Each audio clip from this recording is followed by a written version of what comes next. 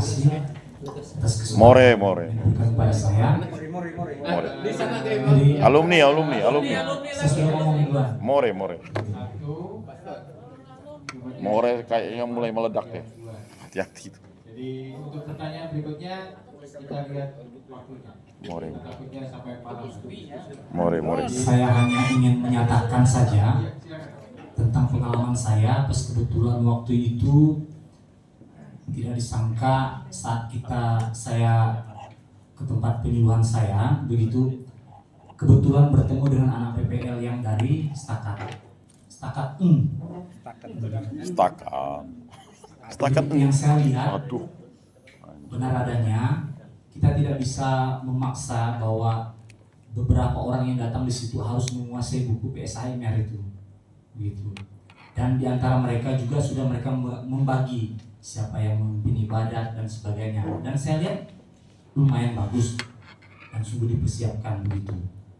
Jadi ya kita mengerti saja dan harap maklum, bukan berarti kita menyerah begitu. Tetap ada proses ke depan untuk pendampingan lebih baik lagi begitu.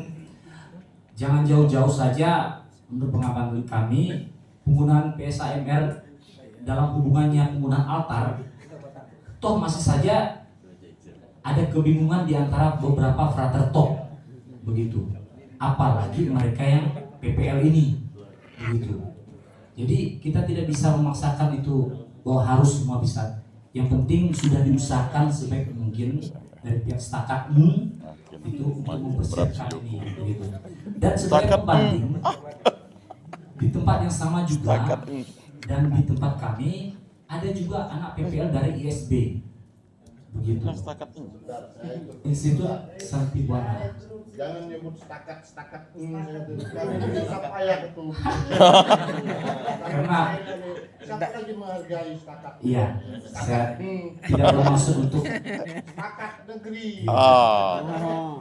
tidak bermaksud untuk mengolok, tapi saya ingin mengikuti apa yang sudah dijelaskan. Kita serius tapi santai begitu.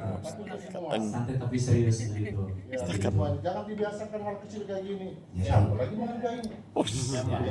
Baik, terima kasih Pak. Ya. Setakat ini. Jadi Saya tidak marah ya. ya tidak apa-apa. Itulah Katolik Pak. Ya, habisnya di sini. Jangan sampai berselisih paham. Setakat negeri. Dalam kebetulan itu juga ada anak PPL dari SD. Gitu. Jadi tidak bermaksud membandingkan. Justru yang saya lebih lihat ada nilai plus itu dari anak-anak PPL dari Setakat negeri. Sip. Dalam hal begini, mereka bisa menyesuaikan liturgi yang sesungguhnya, terutama tentang lagu-lagu. Gitu. Yang jadi pembeda dengan anak-anak PPL ISB, mereka sangat sulit menyesuaikan dengan lagu liturgi yang ada karena mereka sudah ditempa dengan PPL, ya gaya CSE gitu. PSR. Nah, jadi di satu sisi ada nilai plusnya begitu. Jadi yang saya mau sampaikan ada pengertian, ada belas kasih di sini, kita terima saja, tapi tentu Sekolah tetap ada Tinggi Agama Katolik Negeri. proses yang lebih baik lagi ke depan begitu. Dan kalau mereka SB itu, mereka langsung bermalam di kampung setempat dan mereka sudah koordinasi dengan pengurus desa setempat, jadi mereka lebih dekat dengan umat dibandingkan dengan anak-anak yang PPL dari Setakat negeri ini. Mereka setelah itu pulang ke paroki, jadi hubungan intens dengan umatnya itu agak kurang lah. Universitas Di Sabtu dan Minggu begitu. UNK. Itu yang saya lihat di sekitar saya Pak begitu. Jadi Universitas mudah-mudahan Katolik Negeri. semuanya bisa Unikat. membawa dengan umat begitu. Baik, saya minta maaf jika ada yang kurang berkenan. Terima kasih. Terima kasih Pak Dr. Universitas.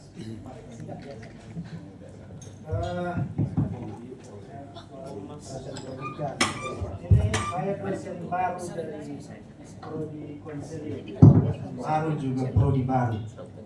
Jadi ada satu kultur dulu yang tetap dipertahankan hari ini, yaitu PPL kita.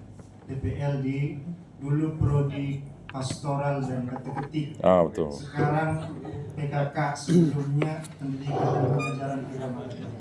Jadi dulu ada satu kultur, kita semua dari swasta, dulu STP, Agustinus pun swasta. Jadi ada satu kultur bahwa turun PPR itu artinya dia menghadap pastor paroki distribusikan ke sekolah-sekolah. Perlahan-lahan kemudian sekolah negeri juga disasar. Jadi tidak ada tradisi surat menyurat ke dinas-dinas terkait, ke dinas pendidikan, ke kantor agama pun tidak. Jadi saya pikir itu kalau mau diubah silahkan, tetapi harus ada standarnya di setakat, karena belum ada sekarang. Jadi kalau kita berubah karena usul tentu harus ada dasar yang kuat. Pertama-tama begini Bapak-Bapak, karena para dosen administrasinya banyak sekali. Jadi kadang-kadang kami tidak memperhatikan yang surat-surat kecil. Di bulan itu salah satu ketentuan, jadi Belum lah, nanti Januari. Udah lah dibuat rumahnya. Itu yang pertama, jadi ada sejarah Ke rumahnya. Lalu yang kedua, dengan adanya prodi-prodi baru, mau tidak mau pola kita berubah. Jadi ke depan, Masa IPKK yang kalian triwulan 3 udah? Bapak dan umat tidak bisa tuntut mereka untuk katekesi. Mereka hanya fokus mengajar di sekolah dan tidak mungkin mereka PPL di paroki lagi. Karena sudah ada prodi teologi, pastoral dan konseling pastoral. Jadi mungkin di sini baiknya yang kita pikirkan adalah bagaimana kita membangun sinergi kerjasama. Misalnya kami di prodi konseling itu memang harus kerjasama dengan dinas kanwil kota dan provinsi. Untuk apa? Supaya mahasiswa kami bisa PPL di, bukan PPL namanya, praktek atau magang di penjara dan di Ya, ya. karena di sekolah konseling tidak mengajar walaupun nanti dia jadi SPD. Rumah udah Guru saya buat. BK di sekolah itu tidak ada jam mengajar. Jadi mungkin 3 bulan nanti di rumah sakit dan penjara atau panti-panti lain, dan 3 bulan di sekolah. Jadi entahlah, ini saya hanya menyoroti prodi saya. Ada prodi-prodi yang lain mungkin punya ide yang lain.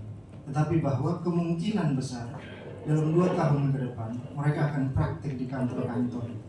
Nah, pertanyaannya, bersediakah kita menerima? Saya pasti mungkin dengan kebesaran hati Bapak-Bapak dan Ibu-Ibu mungkin mau menerima. Hanya begini, konsekuensinya bahwa mahasiswa, mental mahasiswa kita tidak bisa harap terlalu tinggi bahwa dia bisa pimpin ibadat, oke, memang kita ada latihan di kampus. Tetapi ini juga jadi bahan koreksi bagi kami bahwa kami hanya menyediakan waktu untuk ibadah. Kami tidak pernah mendampingi mahasiswa. Jadi beberapa kali saya dampingi mahasiswa yang, karena mahasiswa dampingan saya istilahnya wali kelas kalau di sekolah dasar dan menengah. Itu memang ya tiap hari kita dengar lagu itu aja. Jadi Natal nanti lagu itu terus, Paskah nanti itu terus. Jadi giliran nanti pas masa Paskah, Angelus dia doa waktu jam 12. Jadi karena pola itu sudah tidak terkontrol, jadi ini jadi catatan bagi kami. Mungkin perlu kita siap buku TPS, karena di kelas itu saya lihat TPS mereka itu hanya print dari angkatan-angkatan sebelumnya dan juga. Lalu mungkin perlu ada ambo juga di setiap kelas biar jangan buat seolah-olah itu situasi bermain atau latihan yang kurang formal, akhirnya jadi formalitas. Jadi mungkin masukan bagi setakat untuk ada perencanaan adakan ambo, lalu buku Ambo siapkan. TPS. Oh, ya ambo. Jadi begitu Mimbar. ada 3 prodi baru. Ya ampun. Tetapi yang Ambo itu bahasa apa? Ya ambo itu untuk membaca kitab suci ya ambo. Itu bahasa lebih ke Ambo ragadan. lebih religius. Kalau mimbar aku tahu. Lebih umum mimbar. Mau tidak mau karena ini tuntutan. Jadi saya tahu mungkin teman-teman belum berpikir ke sana, tetapi ini tuntutan administratif kalau di perguruan tinggi. Jadi saya pikir ini maksudnya kita dipertemukan di tempat ini. Sehingga ketika nanti teman-teman turun untuk praktek itu tidak kaget lagi ini kenapa tiba-tiba datang Ini ke kantor prakteknya. atau tiba-tiba Final. izin ke sini kan mau ke penjara. Kenapa Jago harus Bina datang ini ke sini? prakteknya. Karena beberapa kali misalnya Pak Martinus tahu persis itu kami kunjung penjara memang bukan waktu itu penelitian, itu bukan menghadap ke Handil. Kalau di Pontianak dan di Kubuaya itu kami menghadap ke penyuluh non PNS. Jadi dia yang tahu persis di lapangan seperti apa. Artinya apa? Ya, Dulu non PNS lagi jadi. yang paling terkenal kan non PNS. Atau? Jadi biasanya kita PNS betah di kantor. Dan saya pikir koreksi bagi kita semua. Jadi ini fakta, kami turun ke sana ketemu dan minta maaf Pak, ya fokus. Jadi Kacau. beberapa kali kami di mana itu Pak? Singkawang pun sama. Jadi dengan non PNS penyuluh. Jadi kalau kami menunggu administratif kayaknya tidak jadi penelitian waktu. Non PNS. Jadi birokrasi mungkin kita perlu berkaca juga birokrasi kita seperti itu. Baik, mungkin ini cukup. Baik, tema kita malam ini memang menarik sekali dan juga banyak yang ingin ngomong. Sebelum dilanjutkan saya tahan dulu. Ada yang diam tapi bersuara. Koordinator PPL. Dia tidak perlu dikasih instruksi, dia sudah menunjukkan ini loh yang saya kerjakan. Jadi itu ada penilaian PPL, sertifikat, surat monef, surat pengantar paroki, surat pengantar ke sekolah, dan surat permohonan. Jadi sebenarnya secara administratif sudah sesuai dengan apa yang dibutuhkan. Jadi juknisnya sudah jelas, pedomannya juga sudah ada. Mungkin cara bersosialisasi atau berkomunikasi mungkin lebih mistis. Jadi sebenarnya secara administratif kami sudah mengikuti juknis yang ada. Baik, dilanjutkan berikutnya, Pak, silakan.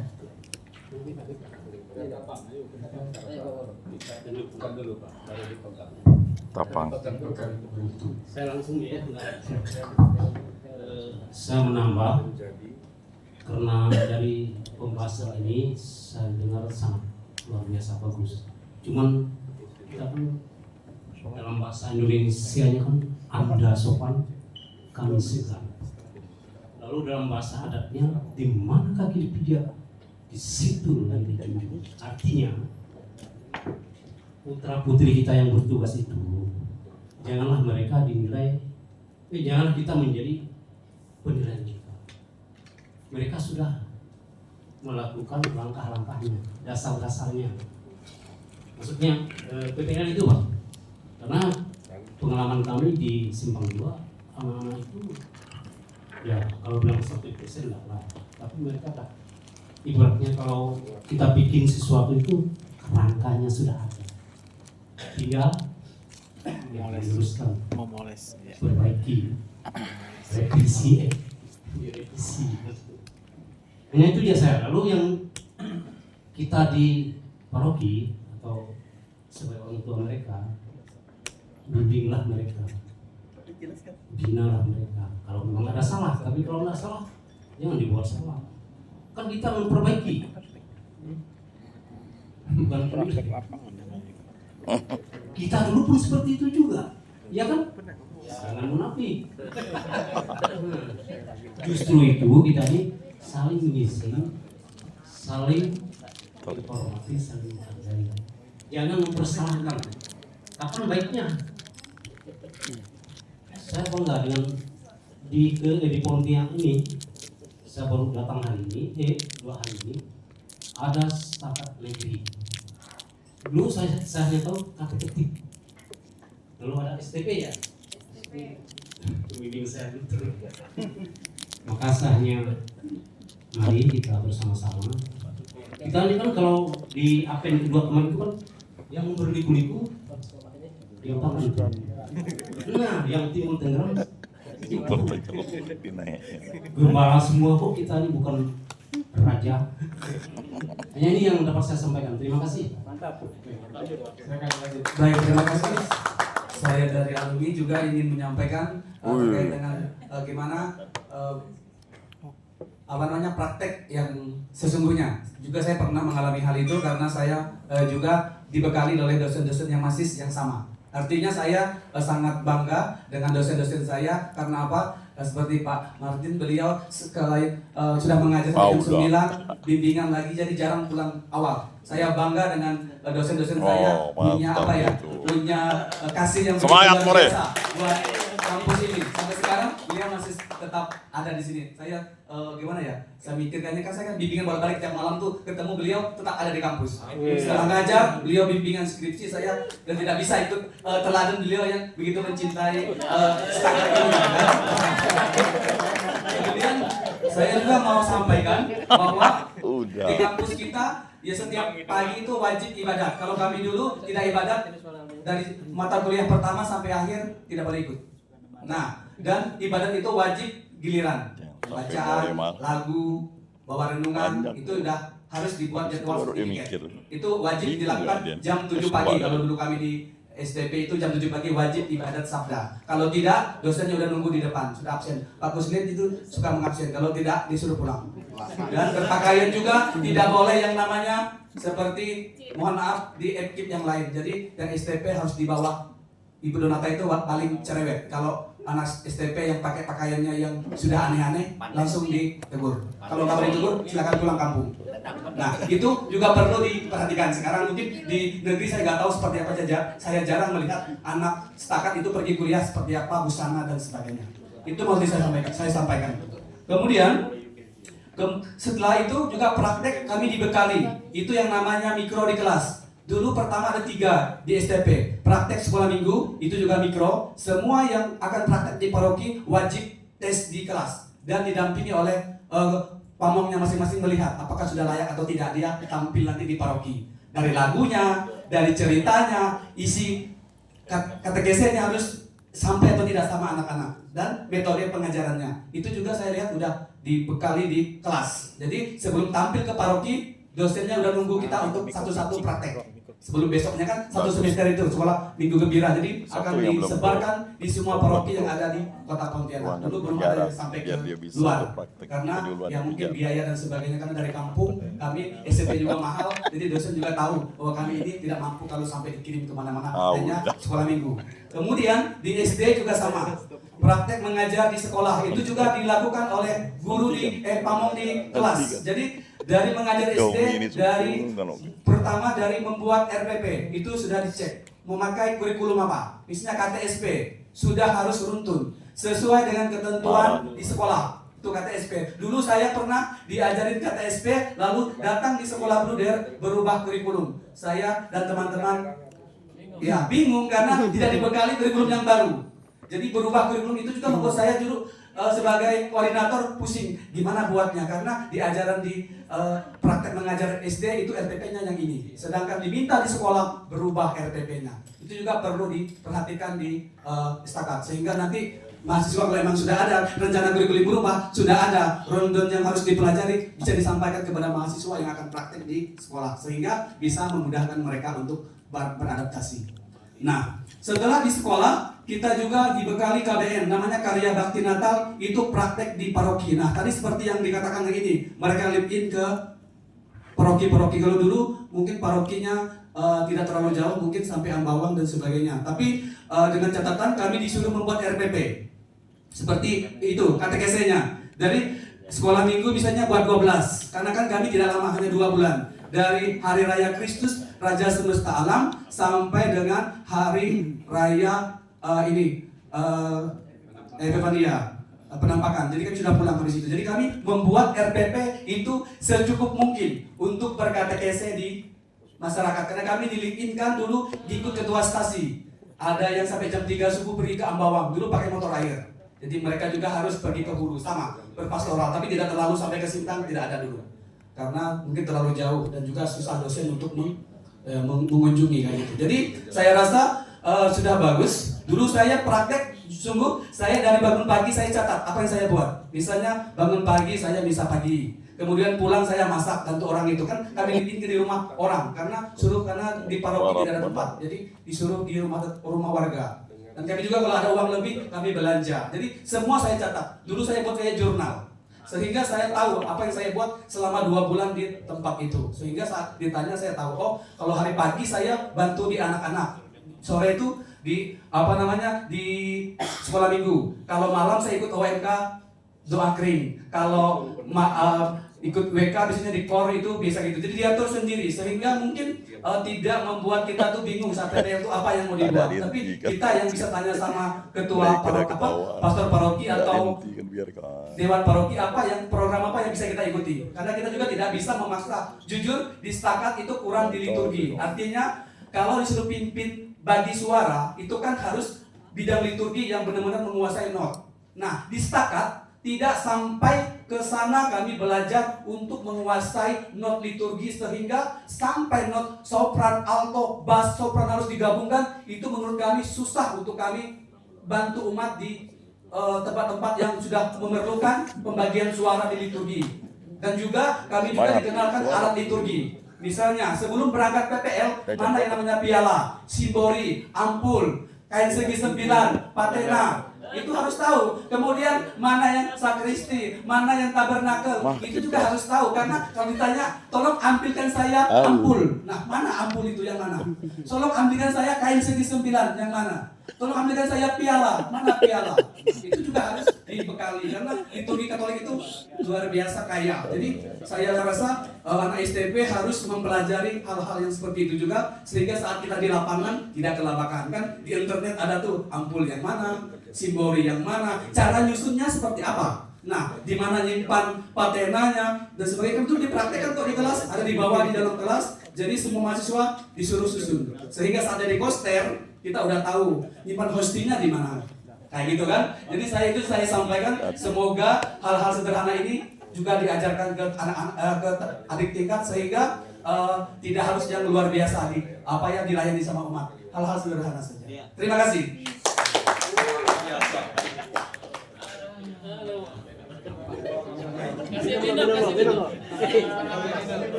Makasih teman. Ada 4 yang ingin ngomong lagi. Udah jadi. 3. Sekarang sudah jam 9 lebih. Kalau jam saya masih lebih 11. Sedikit. Nggak mau ngomong tentang lo, penjara lo, sebentar. Nggak, dia harus buat MOU. Sebentar ya, mau ngomong tentang.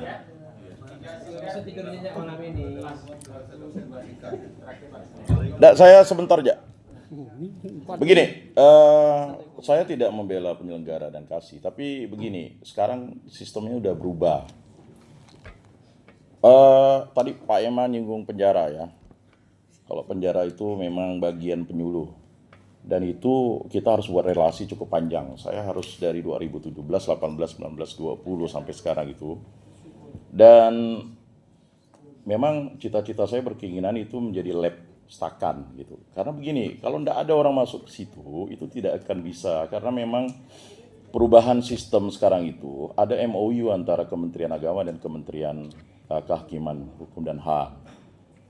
Nah, jadi untuk tahun 2025 mohon kepada Kasigara itu nanti membuat surat keterangan untuk pelayanan di penjara itu.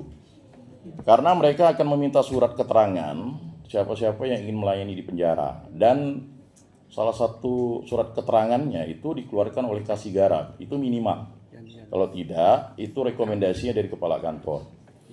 Jadi contohnya misalnya untuk tahun 2025 ini, ya,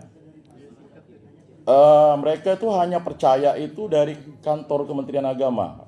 Jadi misalnya pelayanannya Kuskupan, nanti dibuat redaksinya itu yang melayani di sini ini Kuskupan Agung Pontianak, Paroki A, kemudian penyuluh agama Katolik, PNS, non-PNS, kemudian stakan. Itu dibuat redaksi seperti itu, nanti kepala kantor itu ya Sekolah Tinggi Agama Katolik Negeri ya, stakan gitu ya. Ya, jadi Tujuannya satu, karena memang itu sudah MOU gitu. Jadi saya hanya menginformasikan ini supaya Sekolah Tinggi Agama Katolik Negeri itu tidak lagi dipersalahkan ketika melakukan yang namanya, apalagi buka pastoral counseling dan pastoral itu kan nanti labnya itu kan di penjara. Kemudian saya membuka kesempatan untuk mahasiswa-mahasiswa itu untuk ke penjara ya. Jadi artinya itu kan ada 4 lab kita di situ, nanti kita bagi. Yang agak sulit ditembus itu adalah yang perempuan dengan yang penjara. Penjara anak saya sudah buat jadwal di situ, jadi tidak terlalu sulit. Yang agak sulit itu adalah penjara laki-laki dewasa, karena itu agak cerewet di situ. Kita ini tergantung kalapasnya begitu. Kemudian juga yang di perempuan itu saya baru tahu standarnya begini. Kalau kita pergi ke perempuan itu, kita harus membawa perempuan. Artinya begini. Saya sekali itu ditanya, Bapak enggak bawa perempuan gak? Saya bingung juga maksudnya apa begitu. Akhirnya rupanya mesti ada perempuan. Itu standar protapnya. Dia enggak ngomong. Nah, jadi kalau misalnya kita mau melayani di penjara perempuan, itu harus bawa perempuan atau komunitas pelayanan begitu. Akhirnya saya rupanya baru mengerti, karena saya sendiri waktu itu pikir mau dikeroyok oleh para yang perempuan itu begitu ya. Rupanya dia takut terjadi kejadian yang tidak bisa dikontrol ya, karena kan mereka tidak banyak gitu. Nah, jadi untuk 2025 ini ya mohonlah berkoordinasi dengan Kasigara untuk yang PPL apapun, biar mereka memberikan surat keterangan begitu. Begitu juga untuk komunitas-komunitas, bukan membatasi pelayanan gereja sih, hanya sebagai surat dari lembaga ke lembaga. Nah, itu informasi terkini yang saya dapatkan dari Lapas dan Rutan. Supaya jadi itu perhatian seluruh kabupaten kota, memberikan surat keterangan. Jadi ada PPL mahasiswa Sekolah Tinggi Agama Katolik Negeri, biar nanti mudah masuknya. Nah, itu saja kuncinya, selembar surat dari Kasigara, kemudian lebih kuat lagi rekomendasi dari kepala kantor. Nah, itu informasi. Terima kasih.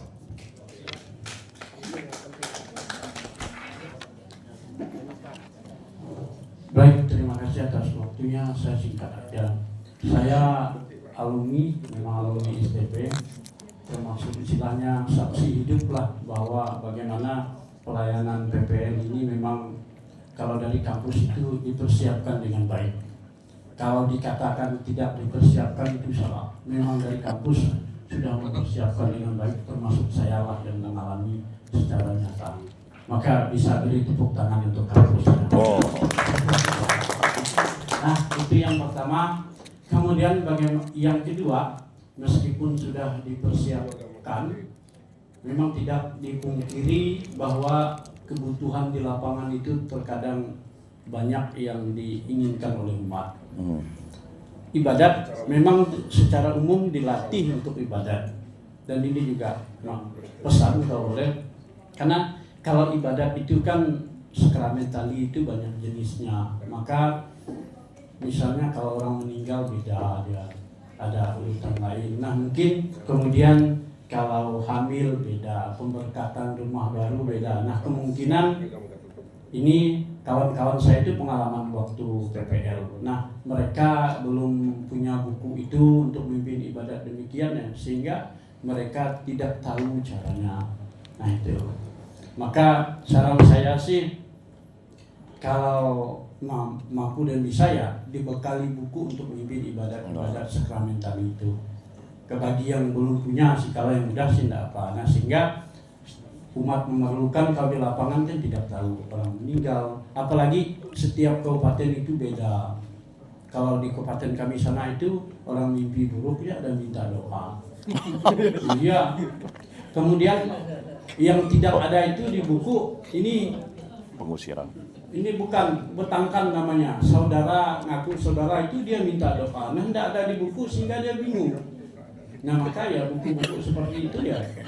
Dan ada anehnya lagi. Ini tempat orang meninggal tuh dia minta doakan, ada petinya. Petinya itu udah dibuat, orangnya masih hidup, tapi dia minta doa petinya itu. Nah, kenyataan di lapangan karena saya sebagai penyuluh ya, mungkin keterbatasan ini kemampuan mahasiswa, maka itu masukkanlah supaya Pak Re bisa mempersiapkan hal-hal yang demikian. Baik, terima kasih Pak. Itu Lanjut. pengalaman saya. Baik, terima kasih. Saya pribadi, saya tidak banyak bicara karena memang saya tidak bersentuhan langsung di lapangan. Saya pikir begini, dua saja. Yang pertama, kalau mereka PPL itu adalah suatu kesempatan mereka bagaimana tampil dengan masyarakat dalam pelayanan apa yang mereka peroleh. Termasuk plus minusnya lah ya, karena memang setiap mahasiswa pasti ada yang punya kelebihan. Habis baterai. Itu wajar. Kita nggak bisa menuntut mereka sempurna. Itu yang pertama. Lalu yang kedua, semacam saran kalau memang boleh. Pada pengalaman saya kunjungan visitasi nilai sekolah itu kan mayoritas di tempat kita yang mayoritas Katolik. Cukup banyak kampung yang tidak ada ibadat dan misa di situ. Ada yang kalian ibadat? Tidak ada. Sehingga mereka kadang-kadang hanya 1 tahun sekali atau mungkin ambulan dan sebagainya. Nah, saran saya bolehkah STP yang PPL ini mendatangi tempat-tempat yang memang jarang dikunjungi, salah satunya misalnya di pedalaman Sintang, kemudian di Melawi, itu memang mayoritas Katolik dan tidak ada di mayoritas perbatasan sampai ke Kalteng itu ada banyak tempat situ. Jadi apakah memang sudah MOU-nya tetap di pastor di paroki yang dekat-dekat saja? Maksudnya di pedalaman mungkin jauh membutuhkan, mungkin dengan kehadiran mahasiswa kita, mereka merasa diperhatikan, disegarkan kembali, jangan sampai mereka nyebrang nanti. Terima kasih. Jadi informasi biasanya yang kami omongkan kemarin yang ditugaskan itu bukan di kota, itu yang paling utama. Mereka harus ke kampung, ke pedalaman. Ada yang kemarin waktu tahun lalu saya dipercaya untuk yang di Kapuas Hulu, di Putus Hibau, itu ada yang sampai harus jalan kaki untuk sampai ke stasiun dan tidak ada sinyal, masih ada burung tunggang. Jadi sangat dalam sekali dan untuk menjaga dari di mana ada penjara? Ada penjara. itu sedikit tambahan. Di Sintang. Satu lagi.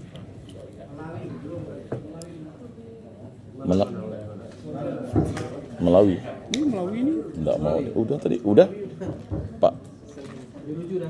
Nenen. Udah. Izin saya sendiri Bahaya Pak. Anda Satriwakti juga Penelitian bertugas di Senakat sebagai seorang dosen dan memang saat ini dipercaya menjadi PLTK Prodi di Prodi yang baru yaitu Pastoral. Mungkin memang ini Prodi saya lah yang nanti ke depannya akan bekerja sama dan memohon untuk diterima gitu ya dari kami untuk bekerja sama dengan para penyuluh terutama untuk ya dari Bimas Katolik ini ya. Di Prodi Pastoral ini memang kami nanti tuh ke depannya agak berbeda ya mungkin dari beberapa prodi yang lain tentang waktu pelaksanaan PPL. Kami ini akan melaksanakannya di semester 6. Kalau di beberapa prodi yang lain itu semua dilaksanakan di semester 7. Jadi memang kami melaksanakan di semester 6 tentu dengan beberapa pertimbangan yang telah kami susun. Ya kemarin kebetulan yang menyusun itu ada tim. Pertama saya tidak di sana. Kedua pada akhirnya saya dipercaya untuk melengkapi bersama dengan para dosen yang berkarya di prodi tersebut. Nah memang ya, Pak Pongkot ya yang pertama yang menyusun. Jadi benar kata Pak Hema ingin menegaskan kembali bahwa kedepannya memang setiap prodi ini ketika kebetulan saya juga tim penyusun prodi baru, tapi pertama itu saya dipilihnya untuk menyusun di prodi konseling pastoral ini. Nah jadi Bapak Ibu, kami ini ketika disuruh untuk membuat ini kan kebetulan tentang transformasi stakat ya, yang sebenarnya goalnya adalah institut. Kami disuruh membuka prodi dan kita di Kementerian Agama ini ya mau nggak mau 70% itu harus bernuansa agama dan kita kecil sekali skopnya untuk agama Katolik itu ya. Jadi pilihan-pilihan itu sebenarnya sangat sempit gitu ya. Apa sih profesi? Ya dalam arti tertentu mungkin bahasa kasarnya kita juga orang-orang yang bekerja di bidang agama ini, jual agama gitu ya. Yang paling bergengsi di dunia pemerintah adalah penyuluh dan guru agama dalam dunia ASN. Nah, memang banyak sekali tuntutan yang diharapkan oleh umat dan juga tuntutan yang diharapkan oleh Bimas Pusat kemarin. Nanti kedepannya kami ini harus benar-benar membedakan diri antara prodi satu dengan prodi yang lain. Nah nanti misalnya tadi yang dikatakan Pak Hema, prodi pendidikan keagamaan Katolik ini mungkin akan full benar-benar menjadi seorang guru. Iya, ngajar. Bukan katekis yang benar-benar di paroki. Seperti itu. Kemarin arahan dari Bimas Pusat ya seperti itu. Nggak tahu lah ya ke depannya bagaimana. Saat ini kan lowongan PNS untuk penyuluh aja masih bisa ditempati dengan gelar SPD. Sekarang kenyataannya kemarin masih ada yang bisa daftar. Nah nanti ke depannya katanya yang mereka bilang dari pusat itu nggak bisa lagi. Nanti penyuluh ya SAG, STH. Nah jadi itulah kemarin pada akhirnya kami sempat berpikir apa-apa saja prodi yang boleh kami buka. Seperti itu. Nah maka nanti mohon maklum juga pada akhirnya mahasiswa kami ini akan dispesialisasikan di bidangnya masing-masing. Seperti itu. Nah kalau di prodi pastoral ya tentunya kami akan bekerja sama dengan Bimas Katolik, terutama jujur saja tugas-tugas penyuluh dan segala macamnya dalam dunia kenegaraan kami juga butuh masukan gitu ya dari Bimas. Ya kebetulan di sini ada Pak Yan juga yang sudah mulai mengajar gitu ya Bang Yan ya. Nah yang kedua juga mungkin mengenai anak-anak kami ini jujur saja ya tadi sudah banyak dari bapak-bapak yang sudah memaklumkan situasi dan keadaan mereka. Memang sekali lagi kami sudah sangat berusaha untuk mengajarkan mereka, tapi memang dalam situasi tertentu mereka tidak bisa memuaskan semua keinginan itu. Mungkin salah satu yang perlu diajarkan dan paling penting di setakat ini salah satunya adalah ansos ya, analisis sosial juga untuk melihat kebutuhan itu juga. Jadi mungkin kita juga bisa bekerja sama. Jadi anak-anak kami nanti kalau terjun itu sekali lagi mereka hanya belajar, mohon didampingi, mohon dibekali juga dari pihak kita. Dan juga selama ini kerjasama yang kami lakukan memang sekali lagi karena kita Katolik, kita sangat ya mau gimana juga kita pastor sentris. Jadi yang dilakukan oleh pihak kampus selama ini adalah pertama-tama ke pastor. Ya mungkin tadi ada beberapa bapak yang menyatakan boleh nggak di sini, boleh nggak di situ, itu semua tergantung pasturnya Pak. Biasanya seperti itu. Nanti entah pastor menyerahkan ke DPP, anak itu disebar kemana, jujur kami akhirnya memasrahkan ke situ semua. Bahkan sekolah pun seperti itu saat ini ya. Tergantung pasturnya, nanti pastor mencari kenalan di sekolah mana yang kosong. Ya itulah kita Katolik gitu ya, masih ada hierarki yang harus kita taati seperti itu. Nah nanti di prodi pastoral kami juga akan seperti itu, ke paroki dan juga tetap ke Bimas Katolik. Kalau yang saat ini kan magangnya di paroki dan juga di sekolah. Kalau nanti di pastoral itu di paroki dan juga di Bimas. Nah ini tolong ada koordinasi juga antara Bimas dengan paroki. Kayak selama ini mungkin paroki dengan sekolah kadang-kadang agak bentrok nih, sedikit menyampaikan keluh kesah dari mahasiswa. Pak, kami pagi disuruh ngajar, sore udah disuruh pergi ke sana Pak. Gitu ya. Jadi kami ini seperti apa nih, capek sekali, seperti robot, dan itu hampir seminggu. Walaupun di sisi lain ada yang tidak ngapa-ngapain Bapak Ibu ya. Ini fakta juga di mahasiswa kami. Jadi itu mohon dimaklumi, terima kasih. Itu saja yang bisa saya sampaikan.